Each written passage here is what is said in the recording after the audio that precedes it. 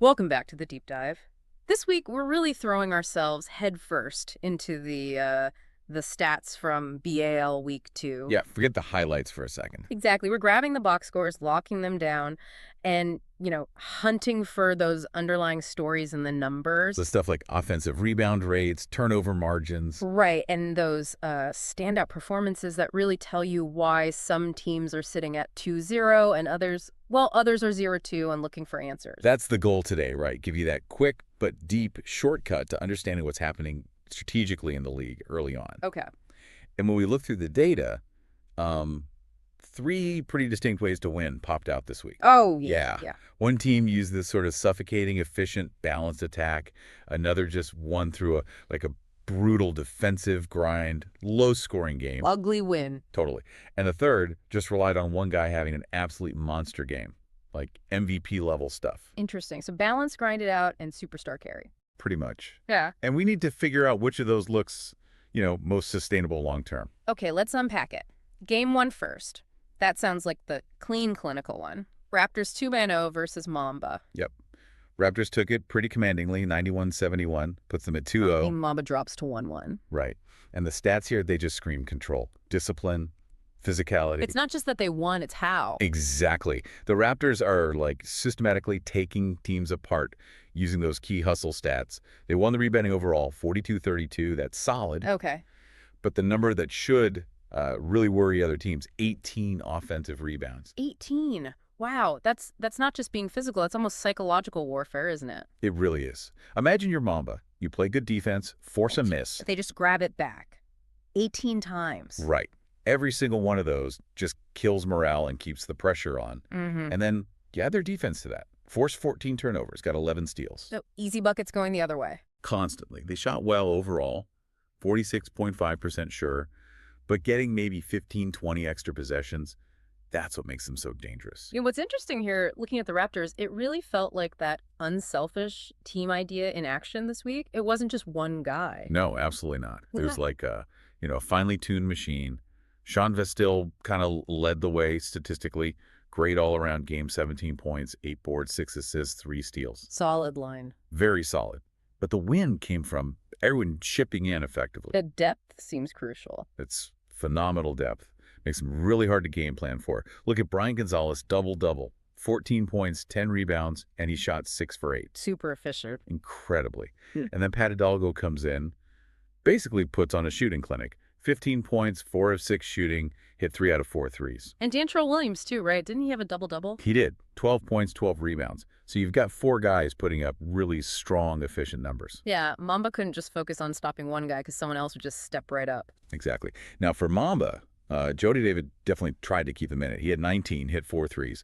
Allan Zabala scored efficiently, too, 14 points. It wasn't enough. No. The team's free throw shooting was poor, only 4 for 7 as a group.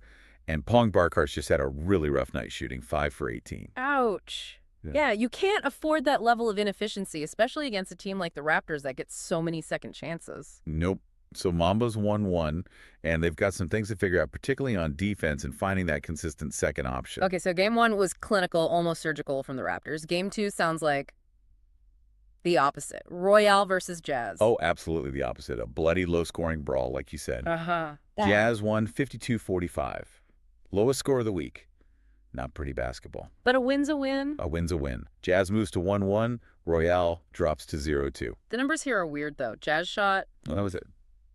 32%? Yeah, a really rough 32.3% from the field. Normally, that's a guaranteed loss these days. So how did they possibly win? They basically dragged the game into the mud, made it ugly, and they won because they were just obsessive about 2 things.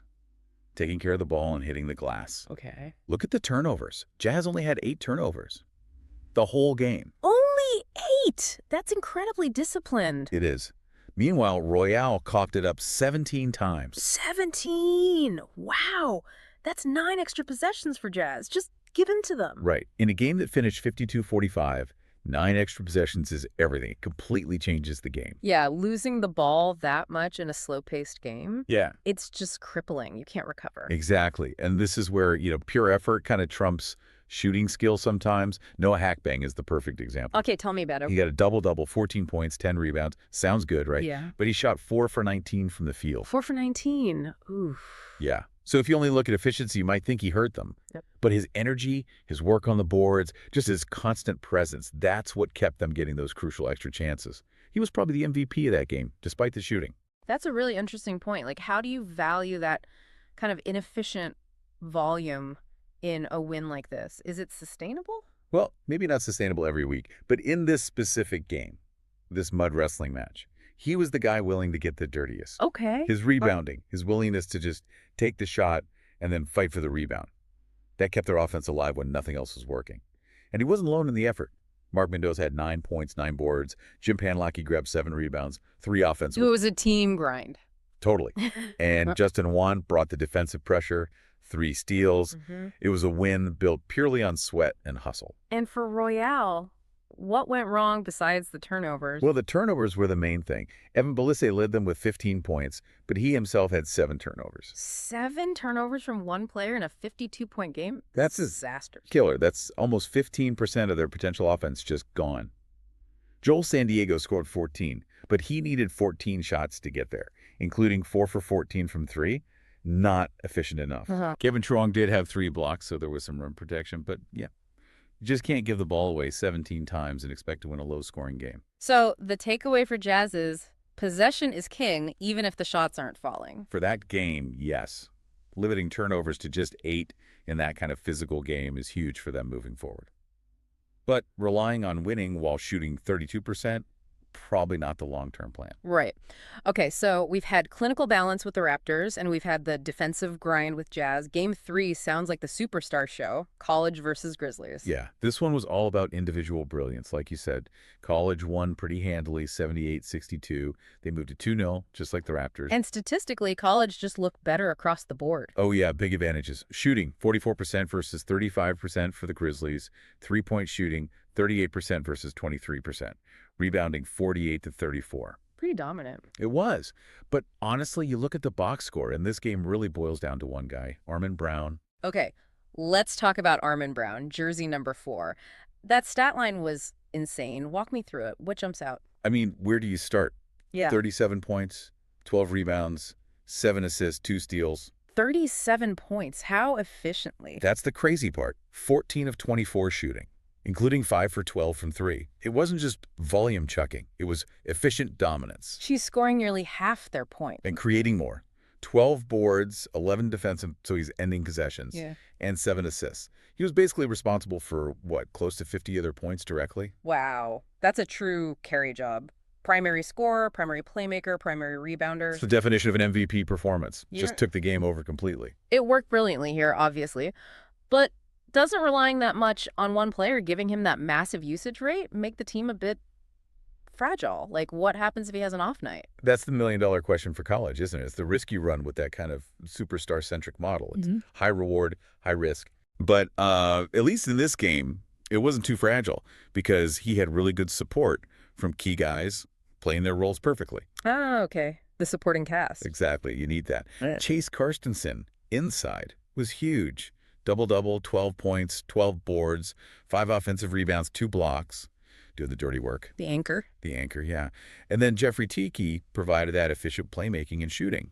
Hit 3 threes for his 9 points, added 5 assists, 3 steals. So when the superstar is firing on all cylinders like Brown was, and the role players are efficient, that's tough to beat. Lethal. Yeah. Even though the Grizzlies got some good efforts, too. Yeah. Got to give him credit. Jerome Tittle had a monster game himself, right? He did. 18 points and 16 rebounds.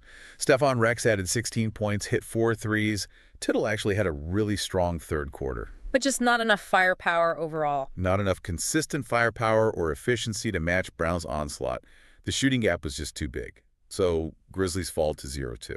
And College shows that sometimes one transcendent performance, if supported right, can just overwhelm a solid team effort.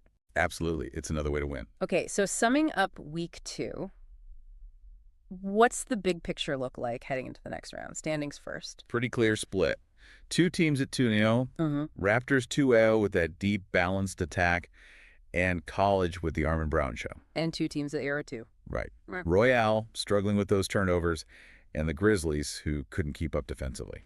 So looking ahead to October 18th, these Mm. next matchups look pretty telling strategically. Mamba versus Royale stands out. Oh, yeah. Mamba needs that win badly to kind of reset after the Raptors' loss, prove they belong in that top tier at 2-1. And for Royale, It's basically desperation time, isn't it? They cannot afford to go 0-3. We'll see if they can clean up those ball handling issues immediately. but the one I'm really circling is Jazz versus College. Ooh, yeah. That's fascinating. Jazz just won that ugly, grinded-out defensive battle. Now they face Armin Brown and that high-octane College offense. Can Jazz's hustle and defense and, sheer grit, can that slow down that kind of star power? It's like Hacbang's relentless effort versus Brown's explosive brilliance. Style clash. Huge style clash. The ultimate test. Disciplined team system versus individual genius. And don't forget, we also have the Grizzlies trying to slow down the Raptors 2.0. Another tough matchup for the Grizz. Very tough. Can they find any way to disrupt that balanced, efficient Raptors attack? Or will the Raptors' depth just be too much again? What a week. Really showed different ways to win, didn't it? Control the paint, control the ball, or just have a player go supernova. Yeah, if you boil it down, we saw two main paths to victory this week. Path one, collective team effort, suffocating balance, board control, hustle. Think Raptors and maybe the Jazz in their own ugly way. Okay. Path two, overwhelming individual brilliance, but crucially supported by efficient role players. That's College and Armin Brown. Which brings us to that final thought for you, the listener, as you look ahead. We've seen these two successful strategies play out. Which one do you think is more reliable for sustained success over a whole season? Is it the dominant, deep, consistent team approach we saw from the Raptors? Where everyone contributes. Very solid floor. Maybe not the absolute highest ceiling. Right. Or is it relying on that MVP caliber outlier, like College with Armin Brown? Which gives you that incredibly high ceiling, potentially game-breaking, but maybe introduces more volatility, but more risk if that one guy is off. Exactly. Consistency versus peak performance. Depth versus reliance on a star. That's something for you to mull over as we keep tracking these teams and the B.A.L.L standings. We've laid out the numbers, the context. Now you get to analyze and see how it plays out. That's all for this deep dive into B.A.L.L Week 2. We'll catch you next time.